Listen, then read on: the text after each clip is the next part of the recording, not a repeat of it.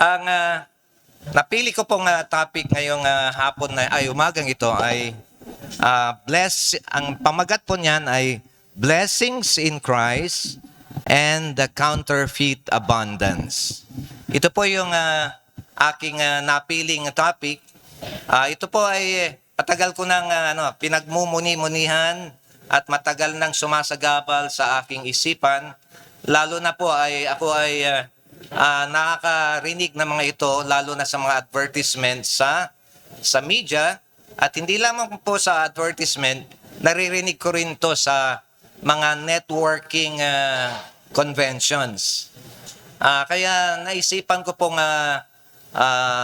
mag-research patungkol dito. Kung ano nga ba yung counterfeit abundance na pinapangako ng ating present day world ngayong panahon na ito. Kaya pinamagatan ko siyang Blessings in Christ and the Counterfeit Abundance. Ito po ay hindi ko personal na, ito po ay meditations ko. Hindi ko personal na research ito. Ngunit ito yung nilalaman ng puso ko.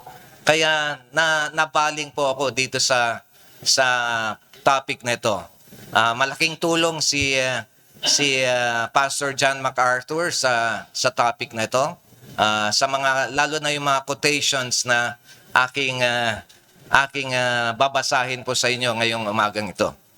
Pero tayo po yung magpanimula sa simple o sa usual topic.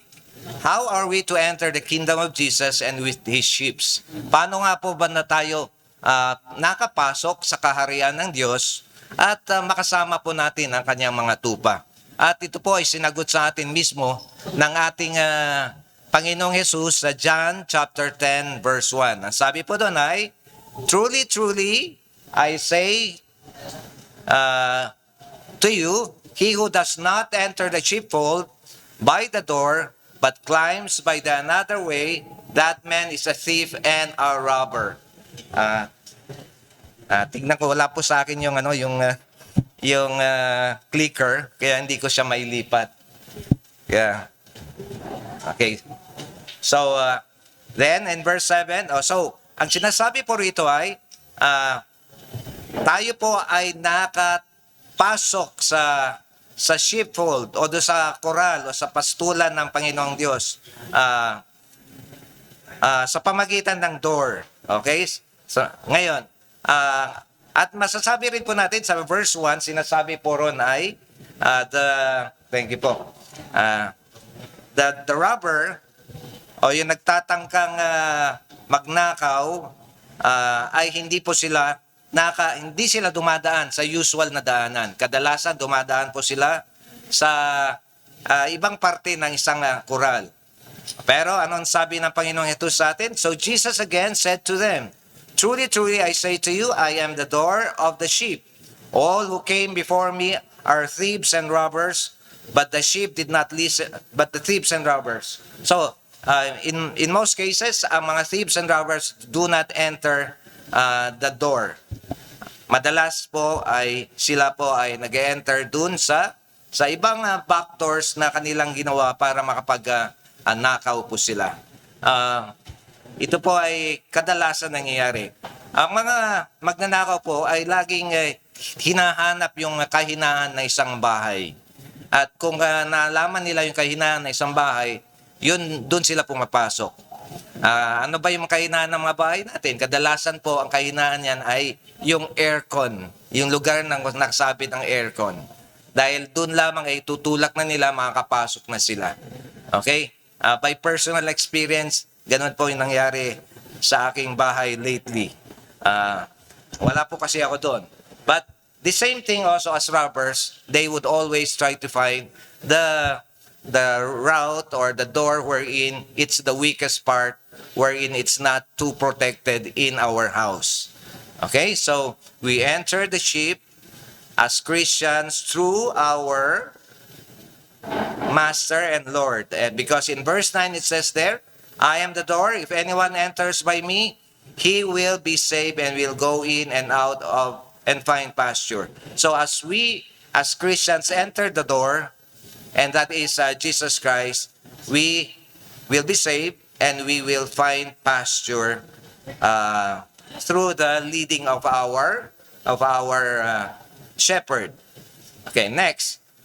And what are the blessings we have in Christ? So, John 10:11 says, I came, allow me to read the whole thing. The thief comes only to steal.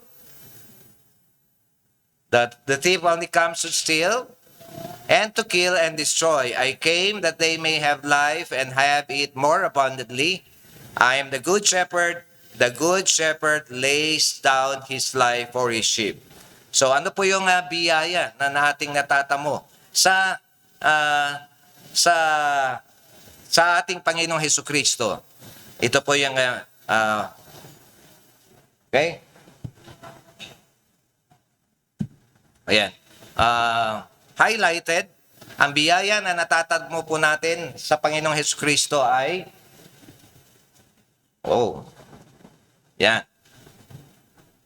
John 10:11, we have life and have it abundantly. Okay.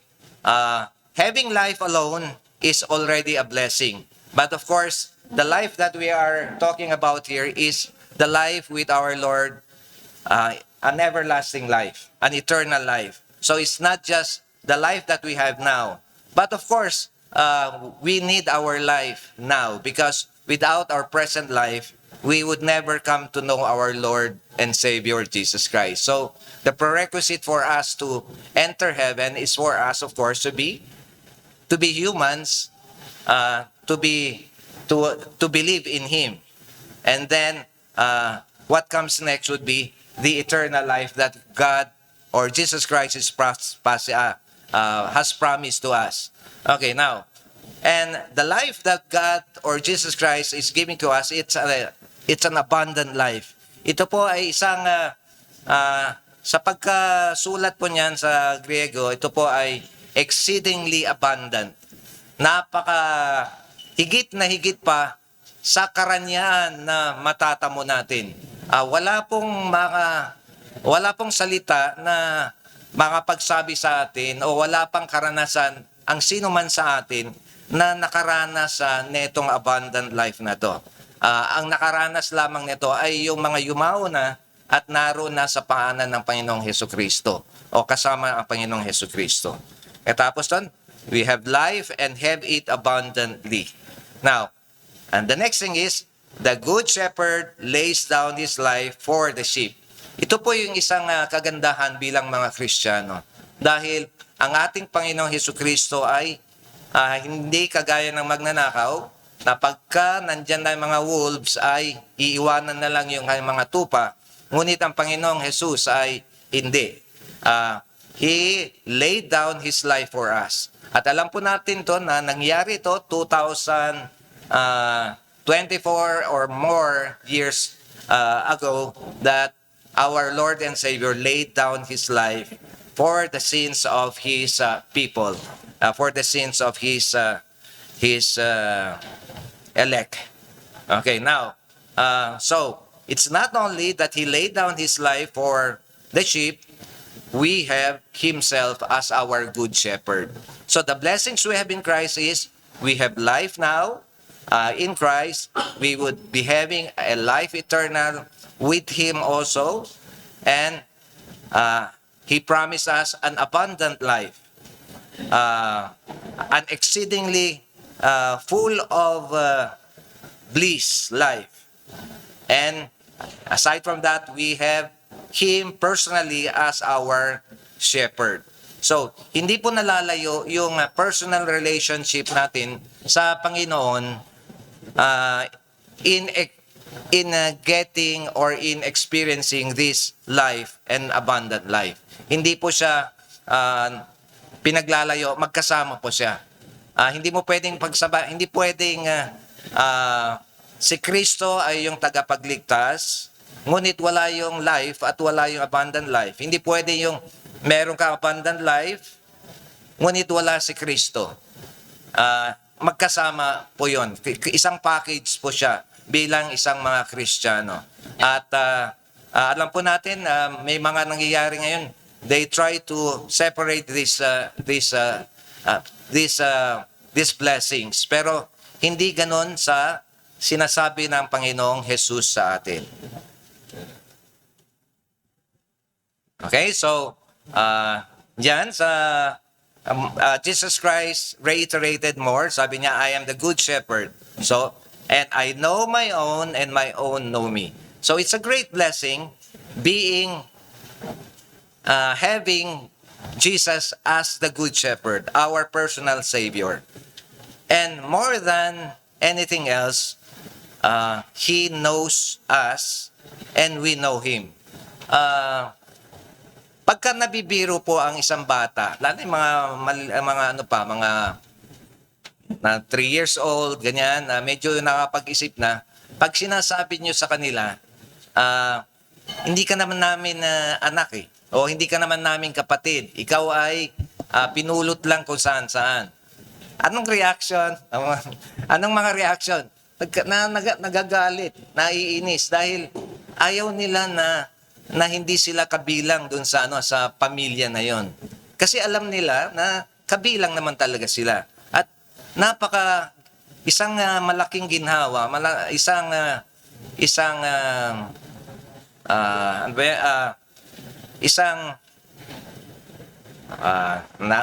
naubusan ng word, isang kapanatagan para sa isang bata na kapag nasabi, ay kapatid ka namin, ay ang tatay mo ay yung tatay din namin, nagiging panatag sila at sila malaki ang kanilang katuwaan. At ganun din po tayo bilang mga Kristiyano, knowing that we have God as our Father, Jesus Christ as our brother, and us being God's children, malaking security, malaking comfort po sa atin knowing this. So these are the blessings we have in Christ. These are personal blessings coming from a relationship between the Father and us, between Jesus Christ and us. So the blessings we have is really a personal blessing. It's more of a family blessing. Kaya hindi po siya pwede talaga paghiwalayin yung abundant life and the relationship we have in Christ or in God. Okay, but we have a threat presently. We have a threat. Ano ba yung nagiging threat? What is the present threat that is now in the present day world and has invaded certain churches? So let us try to look into it. Ano po ba yung mga invasion sa ating mga simbahan ngayon? Para sa ating mga nasa Reformed Baptist, mukhang having been to 2 or 3 Reformed Baptist churches, mukhang hindi tayo masyadong naapektuhan netong itong threat na ito. Pero if we are in the business world, nandun tayo sa mga pagtitinda natin, sa mga networkings, ay as being employees, naapektuhan tayo at nakikita po natin ito. So, with this, gagamit po ako ng mga quotations galing po kay John MacArthur. But before he made the quotations, as a foundation, ito po yung mga foundation ng kanyang pag-uusap. Isaiah 42 verse 8. He quoted, I am the Lord, that is my name. My glory I give to no other, nor my praise to carved idols. So, God presented himself as the great Lord, great God, all capital letters, capital L-O-R-D, all in capital. So, the great I am, the all-knowing, all-sovereign, all-powerful God. And this is who our God is. He is the personal God. And he said that hindi po niya ibibigay, hindi niya isasalo ang kanyang glory or praise sa anumang mga idols. Ito man ay nasa isip natin o nasa ginawa natin o nilikha natin. Kaya ngayon, so he said, God does not share His glory to another. We are humans. We are not divine. We do not take divine attributes. We all know that as Christians, we are indwelled by the Holy Spirit and the Holy Spirit is in us. Ito po yung testimony ng New Testament na those who are in Christ have the Holy Spirit as the guarantee for our salvation. Yun po. So, ang ating mga katawan ay tahanan ng ating Panginoon. Ngunit sa pagiging katahanan ng ating Panginoon, hindi nangangahulugan na we share the divine attributes of God, of the Holy Spirit. Hindi ibig sabihin na tayo na rin ay kagaya ng Holy Spirit dahil nananahan siya sa atin. Hindi siya ganon. Still, the Holy Spirit remains to be the Holy Spirit, though He is indwelling us, guaranteeing the promise that we are going to have, and we remain to be ourselves, in spite that the Spirit dwells in us. So, we are not divine. We do not take divine attributes. Even if He takes residence in our hearts as believers, it is the living God in us. We do not share His being. A human with a divine nature, it is not us. Quoted from John MacArthur. Now, this is now the quotation which he got from a popular book which is presently endorsed by mostly those believers in this kind of belief. Okay, so if you are familiar with the book The Secret, okay, the book The Secret, this is the quotation coming from that book. So these are quoted directly from John MacArthur. I quoted it from him as he quotes also these quotations from Rhonda Byrne, the author of The Secret. Ganito po yung sabi, if you get in touch with the divine power within you, you can create your world. You have a creative power. Ito yung sinasabi niya. Pagka kayo daw po ay kaya niyong makipag-usap to get in touch with the divine, kung ano man yung makadiyos o de Diyos na meron ka sa iyong pagkatao, ang sabi niya ay pwede mong likhain ang iyong mundo at dahil ikaw ay merong kakayanan na sa sarili mo na lumikha nito. So ito po yung mga katuruan na sabi ni Rhonda Byrne. But the Bible says that everyone was made by God. Without Him there was nothing, anything that was made. This power belongs only to God, our Lord.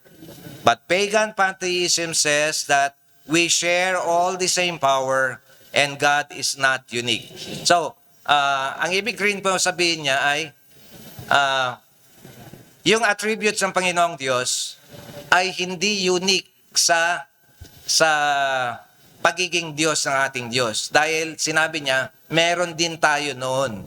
Kaya lahat tayo ay meron noon, kasama natin yung kinikilala nating Diyos. Kaya yan ang kanyang sinasabi. So, para kay Rhonda Byrne ay there's no personal God. Dahil with that, sinasabi niya rin na all of us are gods, which we know and which we do not agree. Okay? Okay. Oops, sumobra.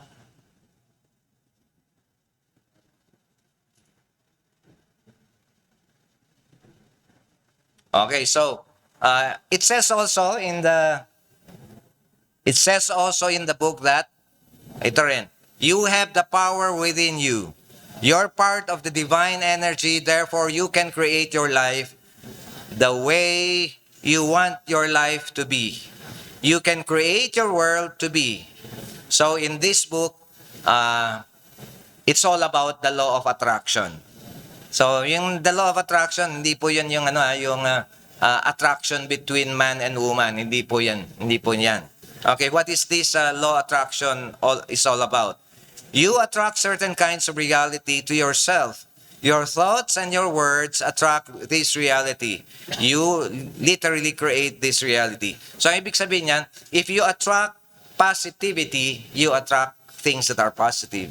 If you attract things that are negative things, you will attract these negative things. Kaya yung word na vibes, kailangan pag good vibes, you attract good vibes. Pagka bad vibes, you attract bad vibes. So yun ang kanyang, yun ang mga tinuturo ngayon.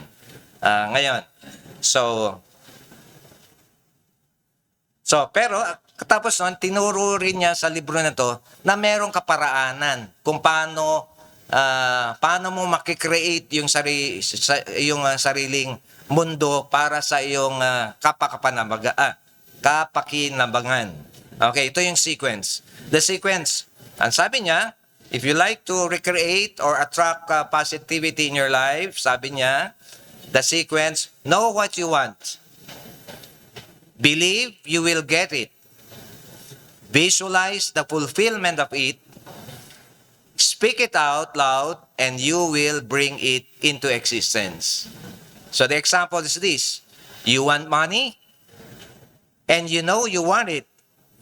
Believe you will get it, that money. Then visualize the getting of that money. In other words, go into the emotion you would feel you had it. Then you speak it out. Then you will cause the universe to rearrange it. Then it will happen for you. Yan po yung sinasabi niya. Kaya merong order po yun. Meron siyang procedure. Know what you want. Believe what you want. Visualize the fulfillment of that which you want. You speak it out loudly. And then the universe will do its thing and it will happen to you.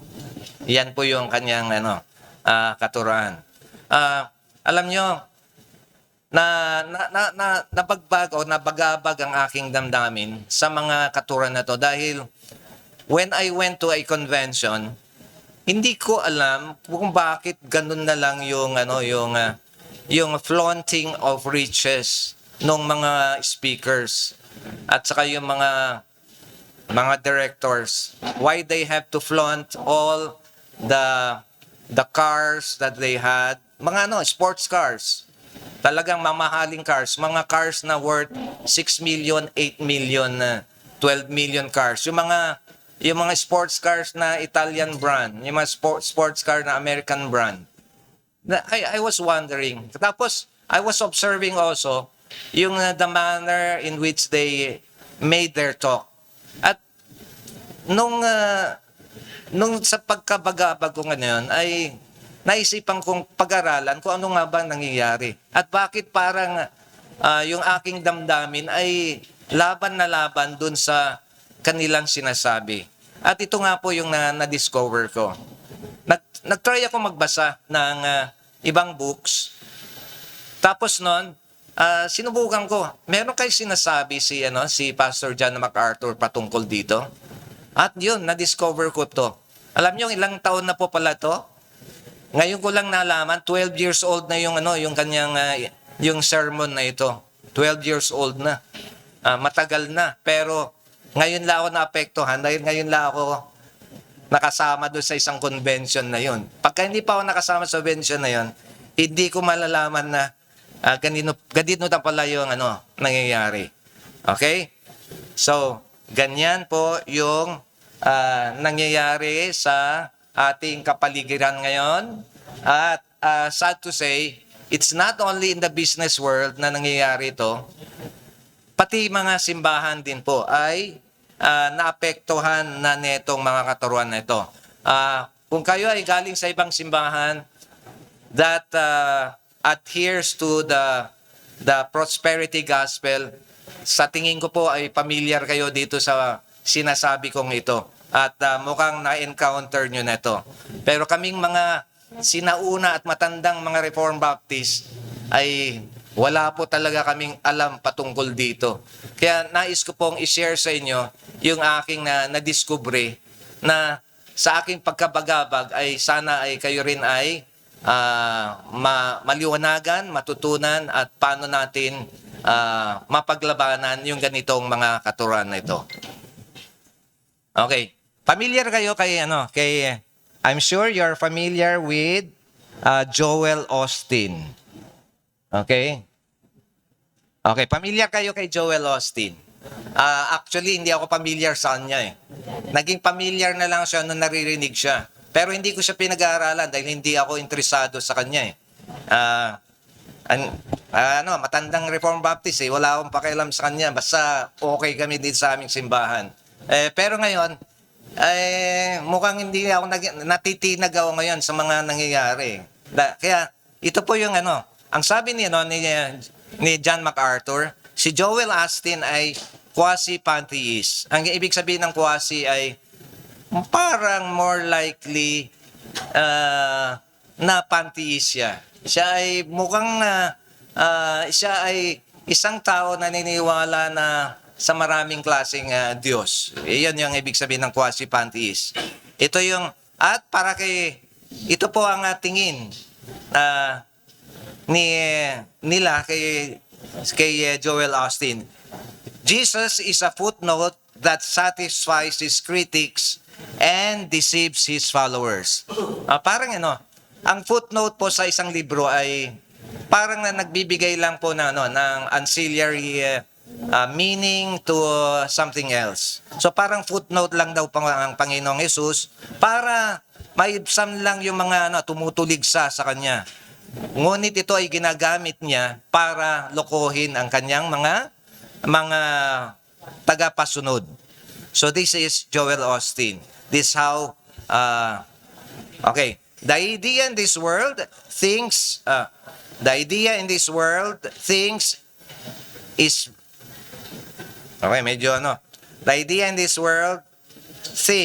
is a man has the power in themselves to change their lives in his definitive book, Your Best Life Now. So, he says that anyone can create by faith and work the dreams he desires, health, wealth, success. The list is always the same. So, he is also following the book of Rhonda Byrne. Ganon din ang kanyang sinasabi. Dahil dun sa book niya ay merong ganitong katuruan din. Okay, another quote.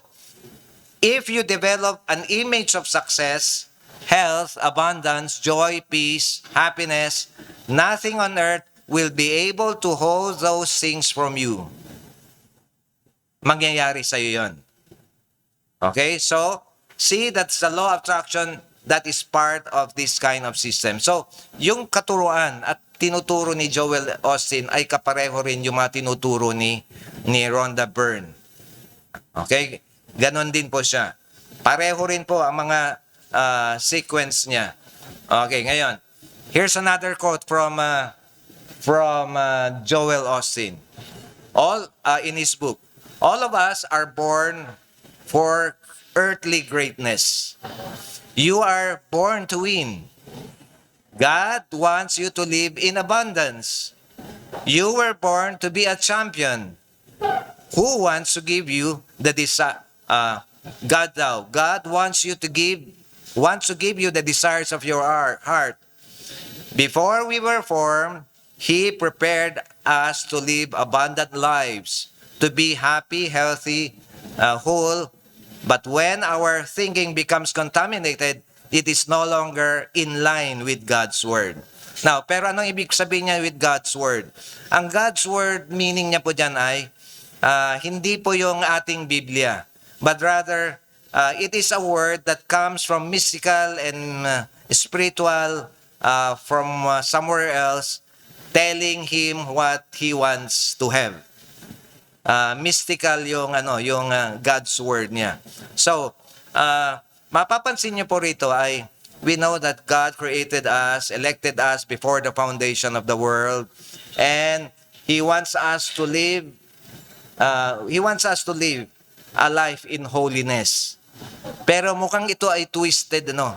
This is a twisted view of God predestination or election for us. Rather than God determined His plan that we will live in holiness. Ito ay hindi, in prosperity ito. Sabi niya, before we were formed, He prepared us to live abundant lives, to be happy, healthy, whole.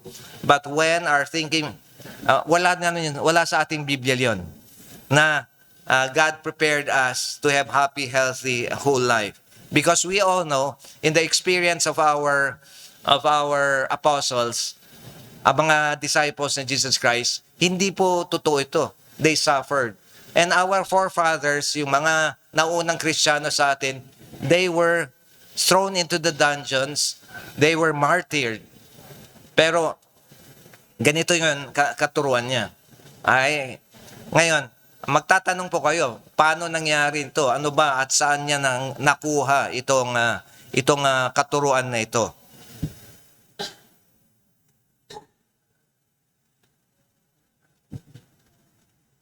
Okay, so more about from him. Get your thinking positive and he will bring your desires to pass. Mukhang twisted na naman to ng part ng portion ng scripture. He regards you as a strong, courageous, successful person. You're on your own way into a new level of glory. And how do you get there? Believe, he says, visualize, and speak out loud. The same thing as Rhonda Byrne said. You know what you want, believe, you visualize, you speak it out. Yan ang kanyang sistema. Okay? Okay, more? Words release your power. Words give life to your dreams. Okay, here's another quote. Friend, there's a miracle in your mouth. Kaya, ang pagbuka ng bibig ay nakadagdag ng yaman niya. Yun ang okay? So mukhang hindi ko alam kung anong pakiramdam sa mga katuruan na ito. Ang masasabi ko lang ay malayong malayo sa ating natutunan. Okay, ito naman yung prayer niya ni Joel Osteen. I thank you, Father, that I have your favor. Yabang niya, no? Yung comment ni John MacArthur. Wow! Did he meet the Pharisee in Luke 18 or what? Thank you that I am not like the other people. Here's another quote. I know these principles are true because it works for me and my wife. Dahil it worked for him and his wife, yun pala yung basis ng kanyang katotohanan. Natotoo yung mga sinasabi niya dahil nangyayari sa kanila eh. Also, the test for truth. Sabi ni Jack MacArthur, are you kidding? Sure, you are top of the Ponzi scheme. Ibig sabihin yan, yung Ponzi scheme sa Amerikano, yun po yung di po yung pyramid. Sa Ponzi scheme, nandun sila sa ibabaw. Pyramid na tawag natin, sa Amerikano tawag nila Ponzi scheme. Okay? And he said, even finding a perfect parking space at the mall. Yan po yung nilalaman ng prayer niya. Malayong malayo sa ating mga panalangin. Okay, now, so what is the answer of John MacArthur? Where did all these things come from? And very straightforward answer of John MacArthur. Answer, Satan. This is satanic. This is satanic. This is not just an off-centered. This is satanic. And why do I say that? That Marcus said, because health and wealth, prosperity, the fulfillment of our dreams, of your dreams and your desire, that's what Satan always offers. That's called temptation. Based on the lust of the flesh, lust of the eyes, and the pride of life. The same temptation that the devil or Satan did in Christ when just after the 40 days fasting. Ganun po yung temptation na sinabi niya. Has it invaded the church? Yes, it has already. But I hope it would not reach us. I hope we continue and remain to be God's people who have that relationship with Jesus Christ, knowing Him and knowing His Word. But if materialism would creep into our church and we allow this thing to happen, mukhang mangyayari po yun. Okay? So, our world is passing away. 1 John 2:15 to 17. It's all part of the world and it's all passing away. And why are these false teachers so successful in what they do? Totoo po bang successful sila? Totoo bang yumayaman sila? Totoo po, yumayaman talaga sila. Because they are in cahoots with the devil. Kapanalig kasi nila ang demonyo. Kaya nagsasucess sila. Why is Satan successful? Because of his temptations. Although they appear to be noble in the outside, are in perfect accord with all fallen and corrupt, selfish, proud, evil desires of sinners. Okay, ngayon, meron temptations for us, Christians.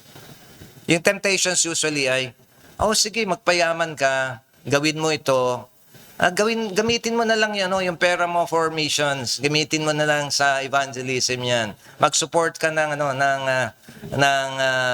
mga orphanages. Ayan. So, siguro, baka maingganyo rin siguro iba na gawin ito tapos doing all this sort na ginagawa ni Joel Osteen or ginagawa ni Rhonda Burns. Maring malin lang ka ng ganon kasi for a noble purpose naman Pero hindi talaga Hindi talaga dapat talaga not even for a noble purpose when you know that this is blatantly against God Himself. Bakit nga ba blatantly against God and satanic po ito? With all the teachings and quotations you just have heard, masasabi po nyo ba na ito ay pagkilala o ito po ay pagtalikod kung sino ang ating Panginoong Diyos? Sa katuruan po na yan ay makikita po natin na nawawala po yung personhood and relationship natin sa Panginoon. Dahil nagiging kabase na natin ang tayo dependent na sa universal energy. Ito yung kanilang Diyosan, yung universal energy na yun. Mapalad tayo dahil sa biyaya ng Panginoong Diyos ay naging personal ang Panginoong Diyos sa atin. Bumaba siya, ang Panginoong Hesus ay bumaba, ang kanyang mga salita ay sinabi niya sa mga propeta, ito ay nilimbag, at meron po tayo ng kopya ng kasalita ng Diyos. Ngunit ang mga katuruan na ito ay nilalayo po tayo sa isang personal na Diyos, kundi maging dependent tayo sa ating sarili dahil tayo daw ay meron ding pagkadiyos sa ating mga sarili, mga powers na meron tayo to create whatever we like. Positive lang tayo. Ilayo lang natin negativity. Ito po yung mga katuruan na yan. Okay, so, ngayon, sabi ng scripture sa atin, John 17, verse 3, sabi dyan, and this is eternal life, that they know you, the only true God, and Jesus Christ, whom you have sent. The thing with this kind of belief is the absence of God. The absence of the true and living God. Walang, they do away with God. Binabalik sa sarili or binabalik sa universe yung power na yon, which is not a personal God at all. So, what is our purpose in life? Our purpose in life as people who believe in God is to know the only true God and to know Jesus Christ. Kaya kung ikaw ay wala ka pa ring pagkakilala sa Panginoong Jesus at wala kang personal na relasyon sa Kanya, yung eternal life ay hindi mo matatamo. Dahil kailangan mo kilalanin na personal ang Panginoong Jesus sa iyo. Ngunit sa pagkakilala mo na personal ang Jesus sa iyong buhay, dapat kilalanin mo rin na ikaw ay isang makasalanan at nangangailangan ng kapatawaran at nangangailangan ng kaligtasan. At doon mo lamang makakakita ng pangako ng Panginoong Diyos na eternal life and exceedingly abundant life. Jeremiah 9:23 says, "Let not the wise man boast in his wisdom, but let him boast in this, that he understands and knows me, that I am the Lord who practices steadfast love, justice, righteousness in the earth." It's not only that we put our faith in God or in Christ. It's also knowing Him in His Word and knowing Him personally. Ang ating pananampalataya po ay hindi nakabase sa hocus-pocus na paniniwala. Ito ay nakabase sa salita ng Diyos at ninanais ng Panginoong Diyos na kilalalin natin siya, that we understand Him and knows Him, for He is the Lord that introduces Himself as the great I am. Now in Hosea 6:6, and with this we end. "For I desire steadfast love and not sacrifice, the knowledge of God rather burnt offerings." So, hindi nawawala yung pagkakilala natin sa Diyos. Kahit na marami kang sacrifices, marami kang burnt offerings na ibibigay, maraming kaulod ka na ibibigay, kung hindi mo kilala ang Panginoong Diyos at ang Panginoong Yesus, walang silbi yung mga sacrifices na iyong binibigay. Mahalaga na magkaroon tayo ng isang personal na relasyon sa ating Panginoong Yesus at tagapagligtas. Kung nais po nating makita siya, makasama siya, kung nais natin yung abundant life. Ngayon, yung abundant life na sinasabi ng Panginoong Yesus, it's a spiritual abundant life. But God also has the power na ibigay yung life with riches or in poverty, whatever desires God has for us, He is still the sovereign God, the sovereign personal God that we have. Okay, so here ends my meditation, and I hope it has opened your eyes to what is going on around us. It has opened my eyes, and though I'm not relieved, kasi there are friends who are in other churches with this kind of problem. And so, my advice to my friend who is there in Saudi Arabia, pati sa Saudi Arabia po pala ay na meron na. Kaya yung kaibigan ko doon ay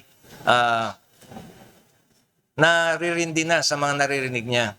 So instead of joining the church, nakikinig na lang siya ng kay Sproul at John MacArthur because of this prosperity gospel that has crept into the church. So, end of my talk. You have any questions? Kung wala ko pa yung questions, we could end this hour. So, meron po kayo tanong, meron kayong experience na nais nyo i-share na marinig ng iba? Yes, ma'am. Mrs. C. Yes. Nais nyo po bang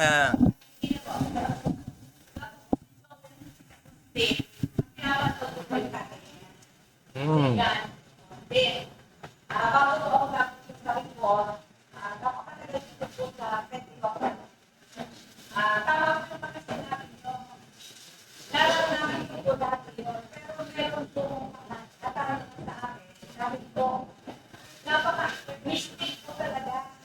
Sabi ko, nagsiwala ako sa tunay na Diyos. Nagbaba ako sa Bible. Pero bakit hinarap ako? Nagganito. Sabi ko, maaaring Holy Spirit na nagaling. Pero sa katagalan ko, sabi ko, bakit gano'n? Ang representative na gusto ko ako dito, talaga natin ko yung mga mystical. Parang na mystical yun. Ang alam ko, power of the Holy Spirit within me. Ang representative hindi na po tayo. Nawawala na tayo na. So sabi ko, bakit gano'n? So, tapos ako dito, narinig ko ang sulit pero ito, basic principles of the Bible, na-okay na po ako sa kapag na alam ko of the Spirit. Pero pinanong pinipili, hindi na nagagaling Salamat din po. At yun nga po nga talaga, may intertwine yung katuruan ng mysticism doon sa katuruan ng Biblia. At napakadali naman talaga i-twist yun para combine sila. Kaya lang, habang pinag-aaralan mo at kung ikaw ay estudyante ng salita ng Panginoon, makikita mo na talagang malayong malayo at kaibang-kaiba. Ganon po yung naranasan ko rin na habang nakikinig ako dun sa mga conventions na yun. Salamat po, ma'am. Okay, any other comments po? O any other questions? None? Okay.